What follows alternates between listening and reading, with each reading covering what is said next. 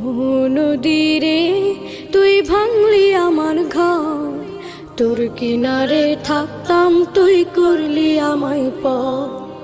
আপন বলে ভেবেছিলাম আশুক যত ঝড়, তোর কিনারে থাকবে ভালো আমার ছোট্ট ঘর।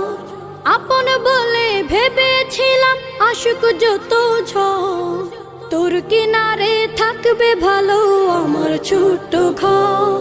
কিন্তু এমন করলি কেন বল, আমার সাথে করলি বড় ছল।